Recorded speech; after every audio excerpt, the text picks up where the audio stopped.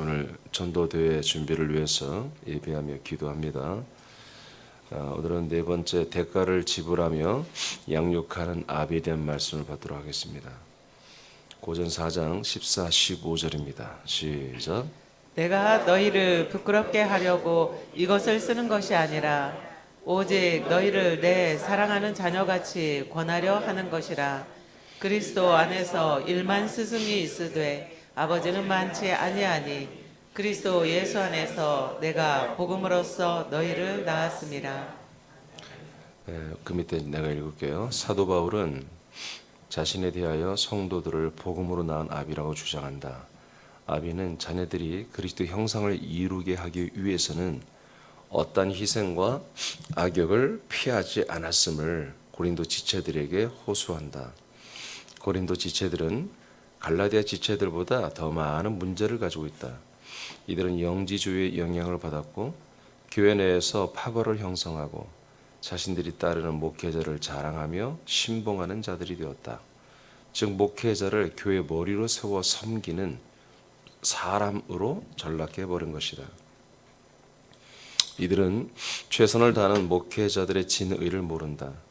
이들은 인본과 세속적인 가치 기준으로 판단하여 자기가 좋아하는 목회자는 하나님과 같이 섬기고 다른 이들은 무시하고 거절하는 큰 오류를 범한다. 고전 4장 9절 13절. 지체들을 복음으로 낳고 양육하는 아비들의 대가를 치른 모습이 뭔지를 한번 보겠습니다. 9절에 13절. 천천히 읽으세요. 시작. 내가 생각하건대 하나님이 사도인 우리를 죽이기로 작정된 자같이 끄트머리에 두셨음에 우리는 세계 곧 천사와 사람에게 구경거리가 되었노라. 우리는 그리스도 때문에 어리석으나 너희는 그리스도 안에서 지혜롭고 우리는 약하나 너희는 강하고 너희는 종배하나 우리는 비천하여 바로 이 시각까지 우리가 줄이고 목마르고 헐벗고 매맞으며 정처가 없고 또 수고하여 친히 손으로 일을 하며 모욕을 당한즉 축복하고 박해를 받은즉 참고 비방을 받은즉 권면하니 우리가 지금까지 세상의 더러운 것과 만물의 찌꺼기 같이 되었도다. 바울뿐만 아니라 사도들은 다 같이 이렇게 지금 살고 있다는 거예요. 이 일이 다 무엇 때문에? 물론 이제 하나님의 명령, 사명 때문에 그런 거지만 큰 주제로 볼 때는 사명이지만 또 충성이지만 그 내용, 디테일하게 그 내용을 보면은 다 성도들을 위해서 그랬다는 거죠. 교회 지체들을 위해서 이와 같은 대가를 치르며 살고 있는 게 사도들이다 하는 것을 고린도 지체들에게 알려주는 거예요. 고린도 지체들은 철없이 생각 없이 그 사도들의 이름을 팔아먹으며 자기들이 서로 간에 다투며 자기들이 뭔가 성경 지식 내지는 영적 어떤 체험, 은사 이런 것들이 우리가 내가 훨씬 월등하다는 것을 서로 자랑하며 서로를 우위에 두는 이런 어리석은 짓들을 하지만 지금 철없는 고린도 교회 지체들의 모습과 사도들의 모습은 완전히 정반대인 거죠. 완전히 정반대인 거죠. 이들이 이렇게 되게 하려고 사도들이 희생한 게 아니라는 거죠. 너희들을 그렇게 인간으로 전락시키고 다시 사람으로서 살게 하려고 우리가 이렇게 희생을 한 건 아니다. 너희들이 정말 그리스도 형상, 복음으로 낳고 그리스도의 형상 몸을 이루어가는 이 목적을 위해서 우리가 이게 희생을 하는 거다라는 내용들을 자세하게 썼어요. 좀 여기서 좀 볼 필요가 있는데 그 밑에 그냥 좀 빨리 진행하겠습니다. 그 밑에 보면 자 여러 가지 있지만 간단히 몇 가지를 보면 자 아비아와 같은 목사들은 지체들을 복음으로 낳습니다. 복음으로 낳는 것도 어려운 일인 것입니다. 복음으로 임신이 돼야 되는 거예요. 임신이 되고 그 다음에 그 전에 바로 임신이 됩니까? 허니문이 있어야죠. 그러니까 서로 신뢰가 되고 하는 그런 어떤 노력도 있어야 되고 성령의 강력한 역사가 있어야 돼요. 그래야 마음이 하나 되고 그들 안에 복음의 씨를 심어서 임신을 하잖아요. 임신하고도 바로 그게 성도가 됩니까? 지체가 안 되죠. 적어도 10개월은 잘 양육하고 보호하고 가르쳐야 이제 겨우 출산한단 말이에요. 이제 출산은 지체들이 잘 몰라요. 그러니까 사도들은 또 그들을 사랑의 대가를 치르며 양육을 해야 한단 말이에요. 이런 일을 꾸준히 하는 이 사도들의 진의, 그 본심, 이 일하는 목적을 고린도 교회 지체들은 전혀 모르는 거예요. 엉뚱하게만 그것을 받아들이고 있는 거예요. 그리스도의 형상으로 양육하는 과정에서 많은 아픔, 그 다음에 곤란을 겪었다는 거죠. 교인들 때문에, 지체들 때문에 곤란을 겪는 거예요. 아픔을 겪는 거예요. 처절한 낮아짐, 지체들 때문에 사도들이, 목회자가 낮아지는, 또 심지어 버려짐을 당해요. 버려짐을 당해요. 그리고 사랑의 수고를 해요. 그리고 뭐라고까지 표현하면 세상에 더러운 것, 그다음에 찌꺼기 같이 되었다라고 고백을 해요. 세상에 가장 더러운 것이 뭐겠어요? 세상에 찌꺼기가 뭐겠어요? 그냥 쓰레기예요. 쉽게 말하면. 마치 너희들 앞에 우리는 쓰레기처럼 취급을 받았다. 제일 첫 번째 표현한 게 구절에 보니까 내가 생각하건대 하나님이 사도인 우리를 이제는 사도들을 죽여야 되겠다. 너희들이 이제 죽을 때가 되겠구나. 이렇게 죽이기로 작정된 자 같이 끄트머리에 두셨다. 제일 끄트머리에 두셔가지고 이제 우리는 죽는구나, 순교하는구나. 우리는 아무것도 아닌 것처럼 이제 되어 하나님이 또 하시는구나. 너희들 때문에 우리는 그런 취급을 하나님께 많이 받았다. 이렇게 표현하는 거예요. 너희들을 살리기 위해서. 그러나 우리는 이 모든 것들에 대해서 너희들에게 공치사를 하지 않는다. 우리는 이것들을 말하지 않았었다. 자, 이렇게 고백하는 것으로서 아비된 목사의 자기들의 현실을 지체들에게 호소하고 있어요. 목적은 뭐예요? 제발 그런 짓거리 좀 하지 말라는 거예요. 이제 진짜 믿음의 생활로 돌아오라는 것입니다. 완전히 하나님의 아들의 영들이 사람 육신으로 돌아간, 그래서 파벌을 짓고 파벌을 짓는 다음에 서로 쟁토하고 싸우고, 그래서 우리가 자기들의 파벌이 훨씬 더 영적이며 훨씬 더 한마디로 정통이며 더 믿음 생활을 잘한다고 하는 이런 짓거리를 그만두라 이거예요. 너희들을 살리기 위해서 우리는 이렇게까지 희생하고 헌신했다. 대가를 치렀다. 이렇게 말하고 있어요. 이는 자신들의 어려운 처지에 대해서 이해를 구하는 것이 아닙니다. 큰 대가를 지불하며 복음으로 낳고 양육 중이라는 것을 깨달으라고 하는 것입니다. 아시겠습니까? 여러분, 이렇게 아비 같은 목회자는 대가를 치르는 것입니다. 저는 사도 바울만큼은 절대 아니죠. 그 정도는 해보지 못했고요. 그러나 비슷한 것들은 저는 체험을 많이 했습니다. 이런 교인과 목회자가 싸움이 일어나면 목회자는 절대로 이길 수 없습니다. 절대로. 지는 것은 목회자가 질 수밖에 없는 것입니다. 그들을 어떻게 이깁니까? 막무가내로 인간적으로 달려드는 것을 하나님의 아들 목사가 어떻게 이겨요? 질 수밖에 없어요. 싸움이 안 되는 거죠. 싸움이 안 되는 거죠. 차라리 불신자라면 아들의 권세로 이겨버리죠. 그러나 같은 한 가족이었던 지체가 목회자에 대해서 공격하고 폄하하고 괴계를 부려서 이상한 말을 퍼뜨리고 그것을 어떻게 잡아줄 수가 없어요. 말씀으로 경고하고 하겠습니다마는 그걸 들으면 감사하지만 안 듣는다면 방법이 없는 거예요. 그래서 교회에는 담임 목사가 해결할 일이 있고 믿음의 선배들이 해결해 줄 일이 있는 거예요. 알겠습니까? 그래서 믿음의 선배들은 아비 같은 마음을 가지고, 왜냐하면 담임 목사가 한번 말하고 결정은 끝나는 거잖아요. 그들은 교회를 나가야 되는 거예요. 좀 종교적 용어로 하면 출교입니다. 출교. 이건 마지막, 극단적인 마지막인데 담임 목사와 말하면 저는 이 그리스도의 복음 외에는 받아들이지 않잖아요. 허락하지 않잖아요. 그럼 저와 얘기를 깊이 하다 뭡니까? 예, 출교입니다. 그러니까 그러기 전에 믿음의 선배들인 여러분들이 아비와 같은 마음을 가지고 적극적으로 강권 내지는 권면을 해줘야 되는 것입니다. 그래서 여러분들이 먼저 한번 안전장치로 그렇게 해야 돼요. 저는 오늘 나온 말씀에 물론 다 이렇게까지는 하지 못했지만 비슷하게 사실은 제가 2004년 이후 이런 것들을 사실 많이 겪었고 그런 아픔을 겪었고 그랬습니다. 그러나 원하는 것은 이런 아비로서의 아픔을 더 이상 겪고 싶지 않습니다. 이것은 절대로 생산적이지 않은 거예요. 계속해서 생산되지 않고 번성과 번영을 이루지 못하는 상태에서 일어나는 현상에 대해서 인내하고 참고 세상의 끄트머리 쓰레기처럼 취급을 받는 것이거든요.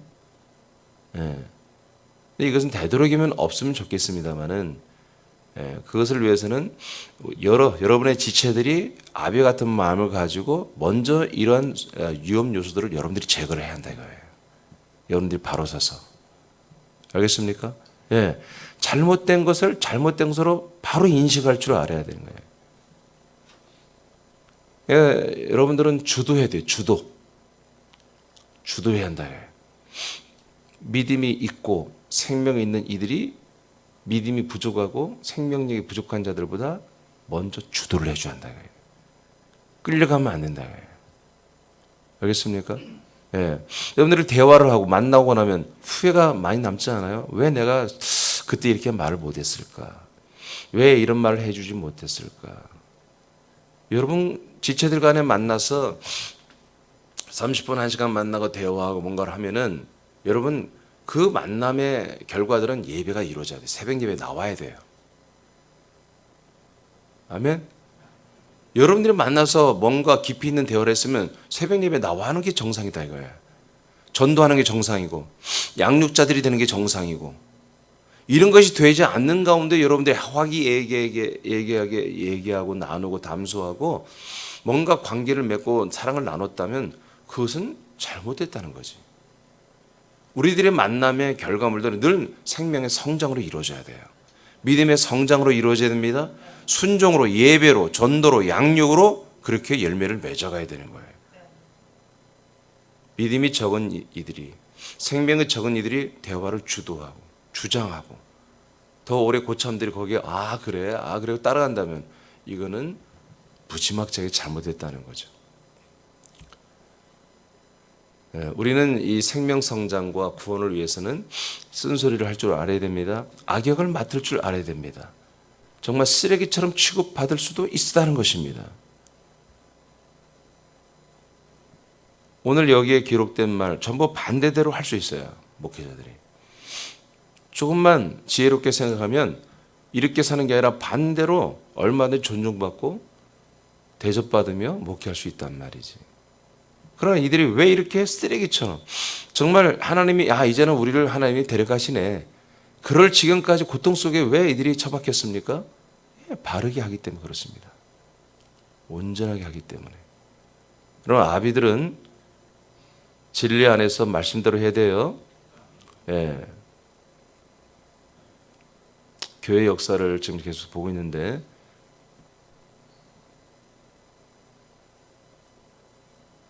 정말 하나님이 구원하는 자들, 정말 하나님의 아들로 인정하고 낙원 천국에 그리고 영원 천국에 부활의 몸을 입혀서 함께 영원히 데려고 살 아들들은 결정돼 있어요. 애정론이 아니고요. 누굽니까? 이렇게 신실한 분들이에요. 진실한 분들. 정확하게 이 도를 지키는 분들. 역사가 그렇게 되어 있더라고요. 역사가. 타협하고 협의하고 희석하고 맞춰주고 이러한 신자들은요 다 탈락됐습니다. 늘 이 말씀을 지키고 이 말씀대로 살려고 몸부림을 쳤던 그런 분들이 이 그리스도교의 계보를 이어갔더라고요. 여전히 자료가 별로 없습니다. 알고 보니까 로마 교황청 이것들이 전부 다 진짜 그리스도인들의 자료를 다 불태워버렸습니다. 그래서 남은 자료가 뭐냐?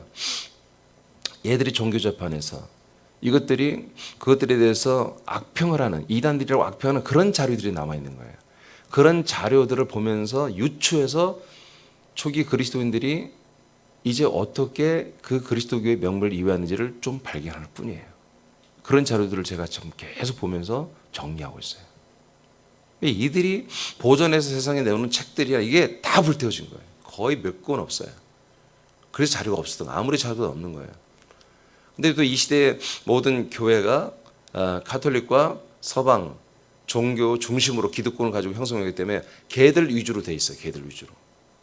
그래서 정말 그리스도인들을 이단이라고 하는 책들은 나와 있는 거지. 그런 책들을 통해서 진짜 그리스도교의 명멸을 이어갔던 그 지체들, 그 교회들이 어떻게 신앙생활인지를 보게 되는 거죠. 그 이단들의 신앙이죠. 그러니까 악평으로 쏘는 그들을 통해서 그들의 신앙이 어떻게 됐는지 자료가 거기밖에 없는 거예요. 근데 제가 계속 지금 얻는 결론은 뭐냐? 이들은 말씀을 지켰다 이거예요. 말씀. 서방 교회나 그리고 거의 세속화된 연합과 타협한 모든 교회들은 말씀을 가지고는 있으나 사람들, 로마 교황권이 제정한 교리와 규칙들을 다 수용을 해버린 거예요. 이들은 그것을 거절하기 위해서 거절하고 말씀만 지키기 위해서 하다가 처절하게 그렇게 추방당하고 죽임을 당하고 순교당하고 버려지고 찢겨지고 그들이 당한 처형 방법이나 고문을 보니까 말할 수가 없어요.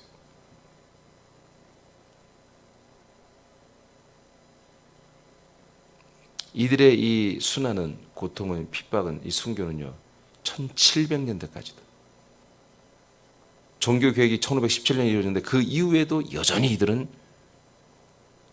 말할 수 없는 그런 종교재판과 핍박과 순교를 당했더라고요. 그런데 여전히 지금까지 아무리 봐도 이 근대에 있어서 이 그리스도교의 정통을 이어온 교단이 보이지가 않아요. 침례교가 어느 정도는 그 명맥을 유지한다지만 그 침례교 또한 역사를 다 파고 들어가 보니까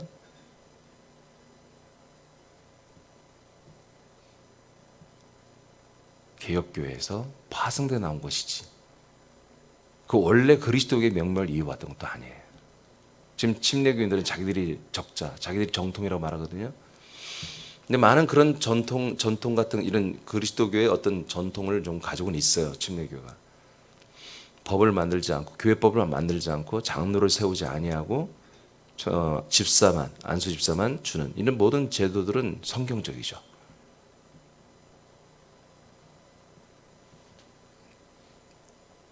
정말 성경을 사랑하고 하나님을 사랑했던 진짜 그리스도교의 명맥을 이어왔던 분들은 이 말씀을 지켰다는 거예요. 말씀을 목숨을 걸고 그 덕분에 이 성경이 지금 와 있는 거예요. 그들이 이 성경을 지켰어요. 그들이 갖고 있던 성경이 드디어 이제 종교 교역가들에 의해서 영어로 독일어로 번역돼 나오기 시작한 거예요. 할렐루야. 예. 그러니까 제가 역사를 보면서 두 가지 관점을 봐요. 그리스도의 그 정통성이 어떻게 흘러왔느냐, 또 하나 성경이 어떻게 보존되느냐. 일단 이거 두 가지를 가지고 지금 보고 있거든요. 근데 그리스도의 정통성은 그게 좀 애매해요. 그게 그렇지만 한 가지 분명한 거냐, 이 하나님의 말씀을 하나님이 지켰어요. 이 성경을 하나님이 지켰다 이거예요. 이것이 위대하다 이거지. 지금 우리가 이렇게 자유롭게 평안하게 이렇게 정말 하나님의 말씀을 마음껏 이렇게 서로 나누고 설교하고 듣고 이 말씀을 알고 믿어가 이거는 기적이야 기적. 그들의 순교의 희생에 의해서 나온 거예요. 이게 불과 얼마 안 됐어요. 이 성경을 마음껏 이렇게 보는 게 미국이 독립을 선언하면서부터 시작된 거예요. 얼마 안 된 거예요. 이게 뭘 말하겠어요? 전 세계 미국 선교사들이 들어가면서 이 성경과 이 자유민주 헌법을 전 세계 나라마다 심어줬거든요. 이게 누구 역사예요? 하나님의 역사예요. 이곳이 들어가는 곳마다 뭐예요? 미국 식민지가 아니라 자유와 성경이 들어간 거예요. 과정 중에 여러 가지 좋지 않은 것도 있었지만 결론적으로는 뭐예요? 신앙의 자유가 이 땅에 전 세계에 이제 확장되기 시작한 거예요. 진짜 이제 제대로 성경을 하나님의 말씀을 믿는 시대가 비로소 이제 200~300년 전부터 열린 거야 겨우. 그런데 감사하게도 한 200여 년 안에 이 십자가의 복음은 이 구속사는 놀랍게도 전 세계 확 다 전해져 버린 거예요. 기가 막히게 빠르게. 그럼 뭐만 남았어요? 이제 진짜 그리스도의 복음이 전파되는 뭐예요? 모든 베이스가 다 깔려 있는 거예요 지금. 제가 이번에 다시 한번 기독교 교회에서를 보면서 막 소름이 돋는 게 너무 많았는데 그런 부분이 뭐냐면 바로 이 성경 말씀이었어요. 이 말씀이 드디어 정말 가감없이 다시 한번 초대 그리스도 교회 그리고 이 그리스도 교회의 정체와 성경을 지켰던 그 수많은 사람들의 순교, 죽임, 고통, 버려짐 이 모든 것들의 열매를 정말 맺을 때가 왔구나. 그 모든 것이 이제야 조성이 되는 거구나.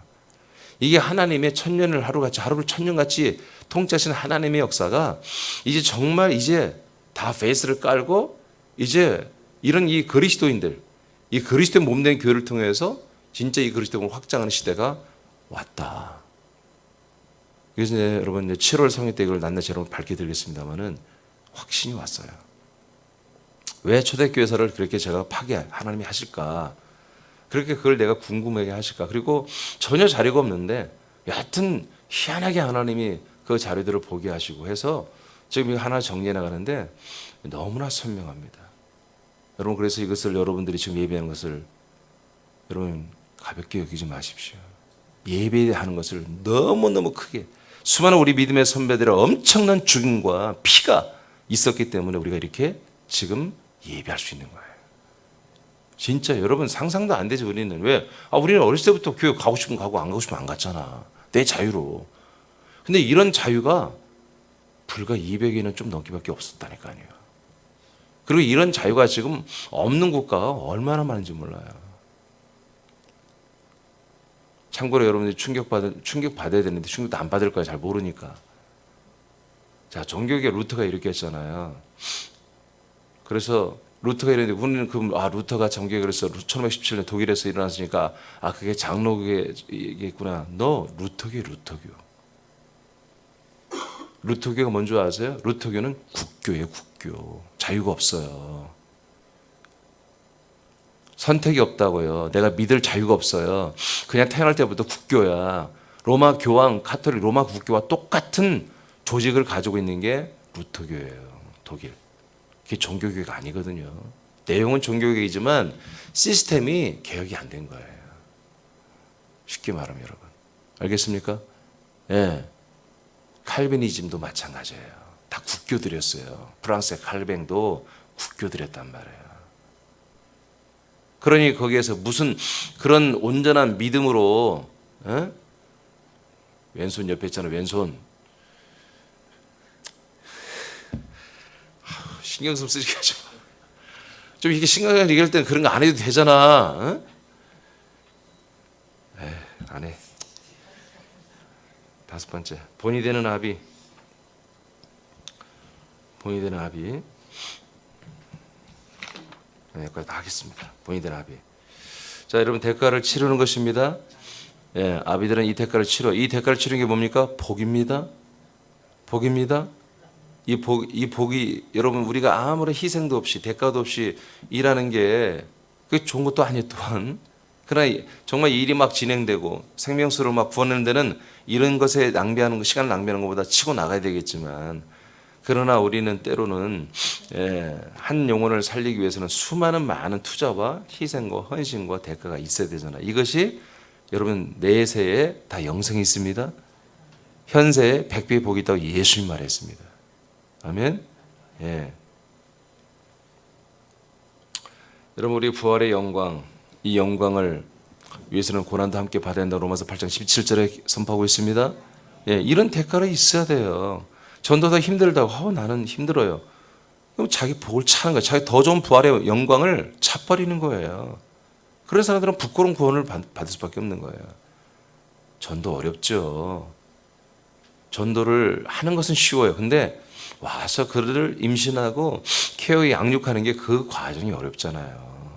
근데 그것을 하지 않은, 그걸 거절한다면 더 좋은 부활의 몸의 구원은 받을 수 없는 거죠. 위험한 거죠, 사실은. 고전 4장 16절을 선포합니다. 시작. 그러므로 내가 너희에게 권하노니 너희는 나를 본받는 자가 되라. 자, 이제 4장 16절, 15절까지 봤죠? 복음으로서 내가 너희를 낳았어. 일만 스승은 많되 아비는 많지 않아. 이렇게 말해놓고 이제 뭐라고 하냐? 너희는 그리스도를 본받아라 이렇게 말하지 않고 나를 본받는 자가 되라 이렇게 말합니다. 어떻게 성경적으로 보면 옳지 않죠. 에베소서 교회론을 통해 보면 옳은 자세가 아니에요. 근데 왜 사도 바울은 나를 본받으라고 이렇게 할까? 당연하죠. 왜냐? 이들은 지금 한마디로 이 그리스도의 몸된 첫 번째 마딘 이 목회자들과 정확하게 연결이 안 돼 있는 거예요. 제가 앞에 써놨죠. 목회자들을 뭘로 여겨요? 머리로 여겨요, 머리. 그리고 지들은 뭐예요? 그 머리에 바로 밑에 붙은 한마디 두목들로 이렇게 여긴단 말이에요, 자기들을. 그러니까 아예 처음부터 목회자의 관계가 잘못되는 거예요. 그래서 목회자가 내가 뭔지 알아라. 그리고 나를 본받아라. 이렇게 하는 거예요. 어땠다는 거예요, 지금. 15절까지 보니까 뭐예요?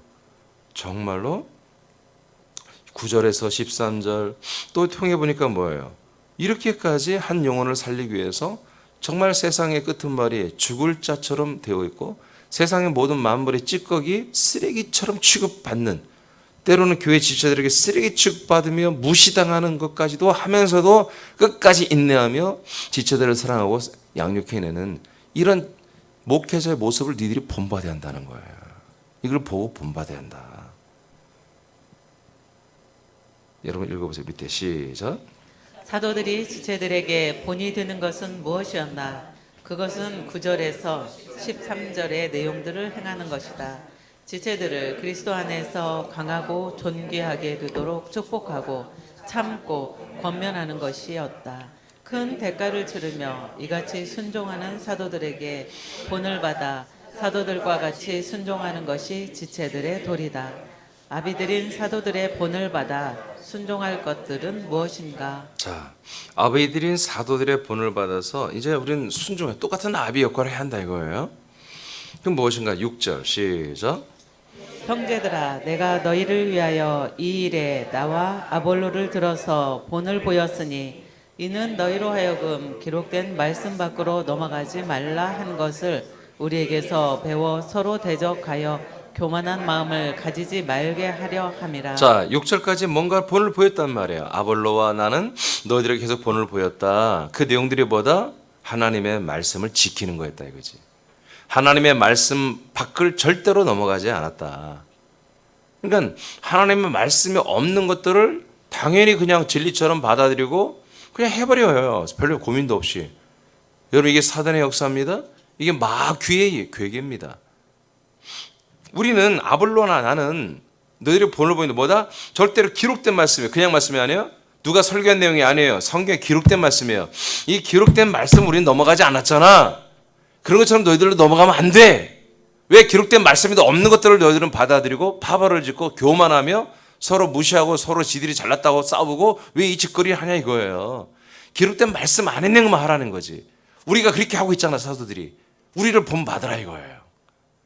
11장 1절 시작. 내가 그리스도를 본받는 자가 된 것 같이 너희는 나를 본받는 자가 되라. 예, 그러니까 목회자, 담임 목사가 그리스도를 본받아 살고 있다면 여러분 지체들은 뭐예요? 다이렉트로 그리스도를 본받는 게 아니라 그 목사와 함께 그리스도를 본받는 거예요.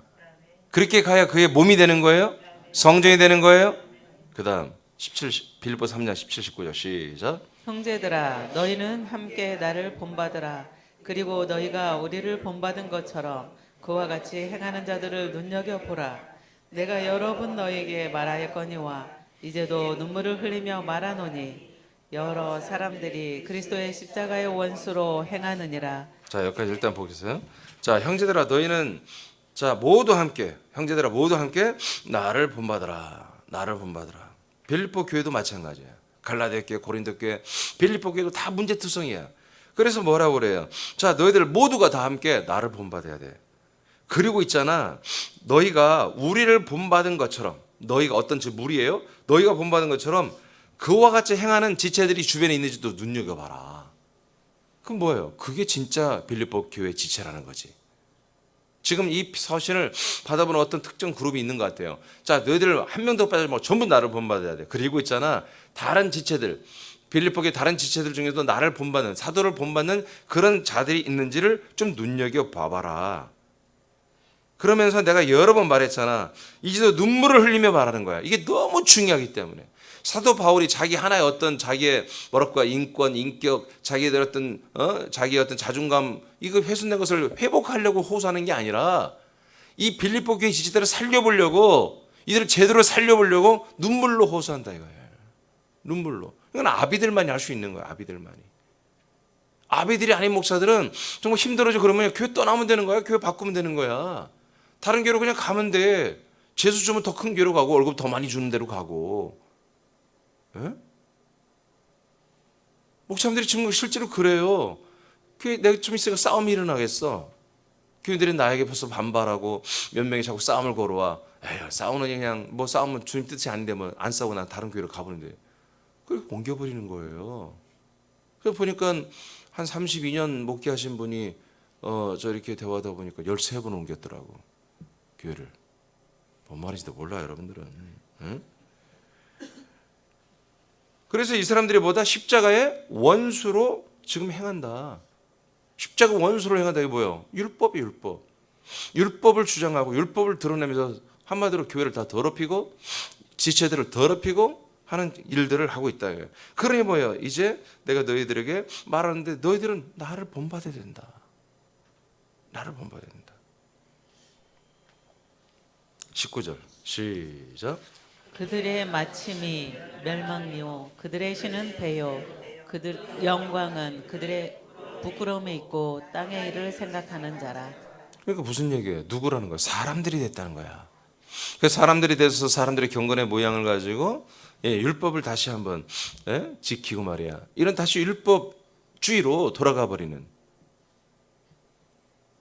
이것은 예수님의 죽으심을 개죽음으로 만드는 거지. 예수의 피를 정말 돼지 피만큼 그렇게 아주 천박하게 만들어내는 짓거리를 하는 거예요. 빌립보 3장에서 바울의 생명 실천은 오직 더 좋은 부활에 이르는 것이다. 부활의 표대를 향해 달려가는 아비됨 바울을 본 받으라고 하는 것입니다. 아멘. 빌립보 3장이 뭔지 아시죠? 내가 어떻게 이제 부활에 이르려 하노라. 아시죠? 예. 근데 이 부활의 표대를 향해 달려가는 것을 하지 않고 다시 뭐요? 백업, 다시 뒤로 돌아가서 율법을 숭배하고 이런 짓거리, 이런 십자가의 원수들이 이 교회 안에 있다는 거지. 그래서 너희들은 나를 본받으라. 나는 부활의 표대를 향해 달려가고 있고 끝내 예수님께서 나와 여러분들의 몸을 당신의 몸과 같이 영화롭게 병케 할 것이다. 여러분들의 시민권은 하나님의 나라에 있다. 이런 것들을 20과 21절에 선포하기 시작하는 거예요.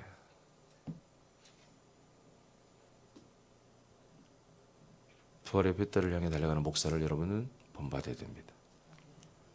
몸의 구원을 가르치고 몸의 구원을 향해 달려가는 담임 목사를 여러분들은 본받아야 한다 이거예요. 제 구원론이 그렇지 않습니까? 저의 구원론이 이거잖아요. 그렇기 때문에 여러분들은 저를 본받아. 존경하라는 뜻이 아니에요. 숭배하라는 뜻이 아니에요. 하나가 되는 얘기예요. 하나가 되어서 함께 가자는 거예요. 고린도후서 본을 받아 순종하는 것은 아비와 같은 담임 목사와 함께 다시 이건 여러분이 다시 읽어봐요. 시작. 본을 받아 순종하는 것은 아비와 같은 담임 목사와 함께 하나님의 일을 하는 것이다. 네.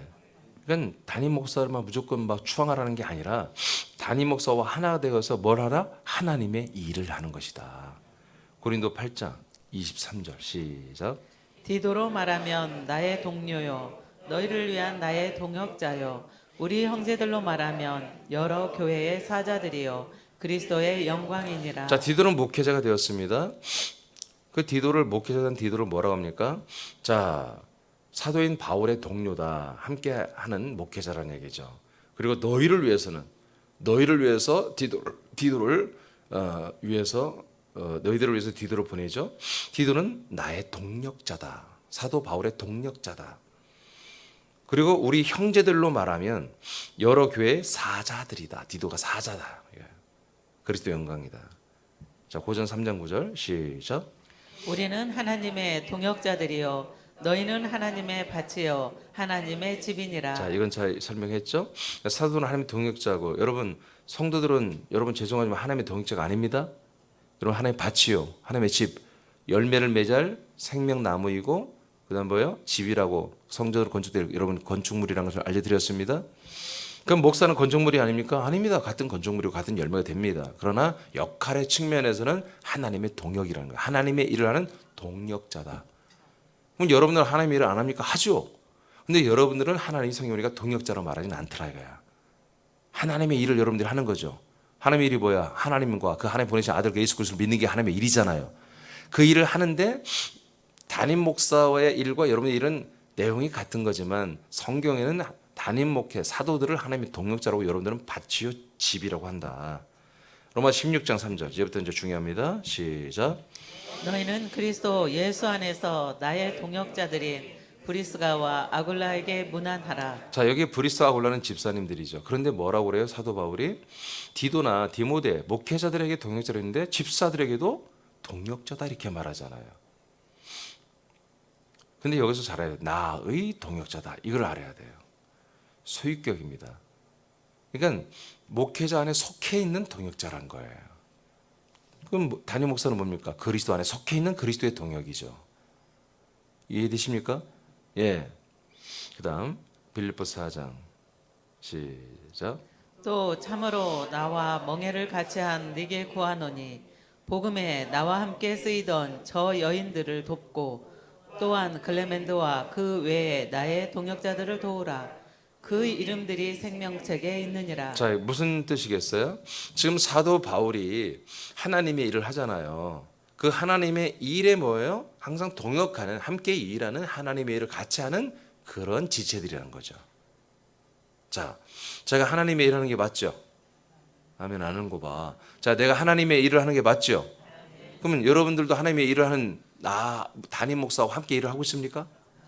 아니 진짜로 여러분 저와 함께 같은 일을 하고 있습니까? 그러면 여러분들은 뭐예요? 하나님의 동역자라고 하는 게 아니라 담임 목사와 함께하는 동역자라는 거죠. 하나님의 일을 하는 동역자들이라는 거예요. 그 뜻입니다. 자, 그다음 살후 3장 6, 7절 시작. 형제들아 우리 주 예수 그리스도의 이름으로 너희를 명하노니 게으르게 행하고 우리에게서 받은 정통대로 행하지 아니하는 모든 형제에게서 떠나라. 어떻게 우리를 본받아야 할지를 너희가 스스로 아나니 우리가 너희 가운데서 무질서하게 행하지 아니하며. 자, 좀 더 구체적이죠? 자, 예수 그리스도의 이름으로 명령한다는 거예요. 명령한다. 자, 늘 게을르다 이거야. 게으르다. 뭘가 게을러?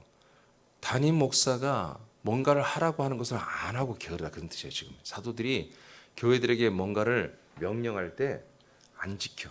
순종은 잘 안 해. 그런 게으르게 행하고 우리에게 받은 전통대로 행하지 않는 자들이 있다는 거지. 사도들이 하나님의 동역자들로서 하나님의 일을 계속 지체들에게 말하고 명령하거나 가이드할 때 이거에 대해서 게으르고 불순종하는 자들이 있다. 이런 얘기예요. 그리고 우리가 다 같이 행하는 이런 전통, 이런 어떤 지금 열심히 일하는 룰을 깨고 안 지키는 그런 모든 형제들이 있는데 그런 형제들과 뭐예요? 떠나라는 거예요. 이게 무슨 얘기예요? 그 형제들을 가까이 하지 말라는 거예요. 저들이 교회를 알더라도 떠나가더라도 그건 내버려 둬라요. 그것들은. 여러분 말이 굉장히 곱게 써놔서 그렇지 내용을 분석해 보면은 엄격한 거 교회란 것은. 그래서 제가 초대교회사를 보면서 아까 잠깐 소개한 그 그리스도 교회의 정통을 그대로 이어온 정말 그 산골짜기에 숨어서 제대로 먹지도 못하고 정말 유리하며 정말 그렇게 살아왔더라니까요. 정말로 그들은 너무너무 많은 희생을 하면서 살아왔더라고요, 진짜. 예. 그들은 모든 걸 지키기 위해서 그랬던 거예요, 지키기 위해서. 지키기 위해서. 이 모든 도시에서 도망가서 산골짜기 들어가 살았다니, 실제로. 그래서 제가 이번에 공부하면서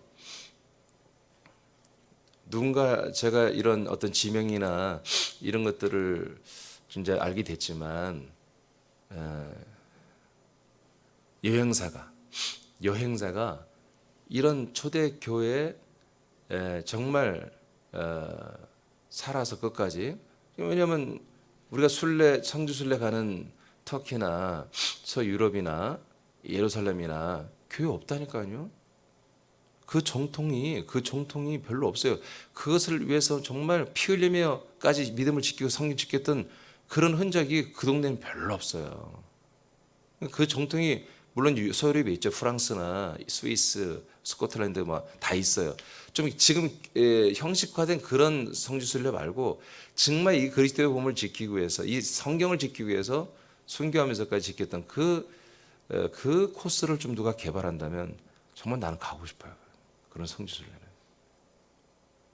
그들이 그 산골짜기에 숨어 살았던, 동굴에 숨어 살았던 그런 흔적들이 아직도 남아 있다면 그건 정말 가치가 있거든요.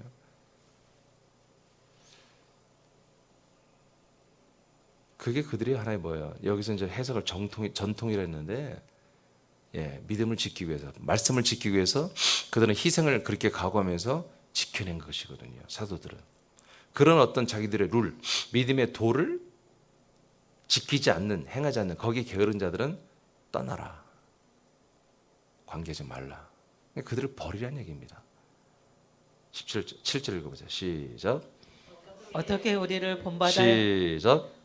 우리를 본받아야 할지를 너희가 스스로 아나니 우리가 너희 가운데서 무질서하게 행하지 아니하며. 네, 이게 사도들도 다 이 교회 질서를 정확하게 지키면서 이 모든 걸 행하여 지켰다는 거 아니겠습니까? 그래서 우리를 본받아야 하는 어떤 교회 질서를 먼저 지키라는 거죠. 그 다음에 데살로니가 후서 3장 14절 시작. 누가 이 편지에 한 우리 말을 순종하지 아니하거든 그 사람을 지목하여 사귀지 말고 그로 하여금 부끄럽게 하라. 네, 이 말씀 믿어집니까? 왕따시키라는 거예요. 그런데 오히려 거꾸로죠. 사도들이 담임 목사 한 것들에 비판하고 담임 목사 한 것들에 명령한 것들에 대해서 불평하고 이런 것들을 모여서 더 들어줘요. 더 들어 함께하는 그런 일이 있다면 이건 완전히 웃기는 일이죠. 우리 새롭게는 이건 상상할 수 없는 일이에요. 오히려 그렇게 한 자는 들어주는 게 아니라 여러분 따끔히 경고하고 가르쳐 줘야 됩니다. 그러고도 계속 떠벌리고 다닌다면 그건 뭐예요? 왕따시키라고 성경에 이렇게 돼 있잖아요. 이게 요즘 교회가 아니라 2000년 전의 교회예요. 2000년 전에도 똑같은 이런 짓거리들이 있었던 거 교회에. 그런데 어떻게 그걸 대처했어요? 오늘로 구속사의 신앙, 십자가 신앙은 뭐예요? 그들을 다 품어줘라. 우리는 죄인들이 모이는 곳이야. 교회는 죄인들이 있는 곳이야. 다 품어줘라. 하나님의 은혜로 다 품어줘. 요즘에 다 그렇게 설교하거든요. No. 왕따시키라. 그들에게서 떠나라. 조금 더 소극적인 방법은 그들과 사귀지 말라는 거죠. 더 적극적인 방법은 그들을 완전히 소외시켜라. 왕따시켜라.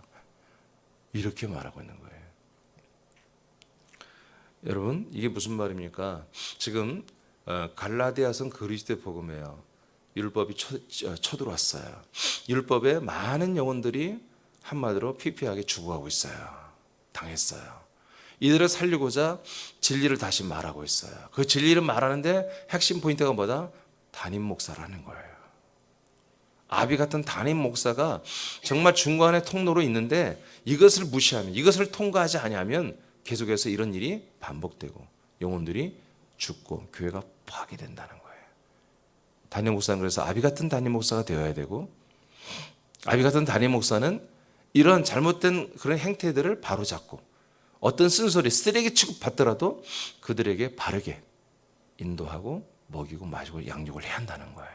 그리고 성도들은 이제 이 담임 목사, 아비 같은 담임 목사, 1만 세상은 수없이 많죠. 10,000명이나 있지만 담임 목사, 이런 아비 같은 담임 목사는 흔치 않음을 알고 희귀함을 알고 담임 목사를 존중하고 담임 목사를 본받아 온전한 생명권을 이뤄가고 하나님의 뜻을, 명령을 이루어가는 그런 새하남교회 되라고 오늘 우리는 갈라디아서 4장 19절을 통해서 우리에게 이렇게 말씀했습니다. 이제 이 아비 단계, 이 11번째 단계의 말씀은 이걸로 11번째 그리스도의 형상을 이루게 하는 아비들의 사랑의 7위는 이것으로 끝났습니다. 할렐루야. 예. 밑에 읽어봐야 되겠다. 읽고 마치겠어요. 시작. 아비들은 다시 시작. 아비들은 하나님의 일을 하는 하나님의 동역자들이다. 지체들은 아비들과 함께 하나님의 일을 하는 동역자들이다. 복음을 전하고 양육하고 새 지체들을 하나님의 아들들로 세우는 일은 아비들과 함께 하나님의 일을 하는 동역이다. 이를 위해 예배를 드리도록 준비하고 봉사하고 준비하는 것도 동일한 동역이다. 하나님의 일에 동역하는 아비와 같은 지체들이 되어 착하고 성실한 충성자들이 되자. 동역의 삶은 그리스도 안에서 풍성한 영광과 영화로움과 생명의 성장이 충만할 것이다. 네, 우리 그리스도인들은 이런 삶밖에 없어요. 사실은 이것밖에 없잖아요. 다른 거 어떻게 살라고 그래요? 다른 거 뭐 살 게 있습니까? 다른 거 할 게 있습니까, 여러분? 뭐 다른 재미가 있어요? 다른 거 살 때 여러분 뭐 삶의 의미가 보람이 있습니까? 하나님의 아들로서 할 수 있는 게 뭐예요? 이거밖에 없잖아요. 사람으로서 할 게 너무 많지. 내가 사람이라면 별걸 다 하겠지. 그러니까 하나님의 아들이 이 세상에서 할 수 있는 게 없다고 별게 몇 개 없다. 그게 뭐 다 이거예요. 우리 그리스도의 몸된 교회 안에 사는 거예요. 이 교회 안에서 우리가 뭐예요? 이렇게 동역하고 순종하고 충성하고 하나님의 일을 이루어가는 것밖에 없잖아요. 기도하겠습니다.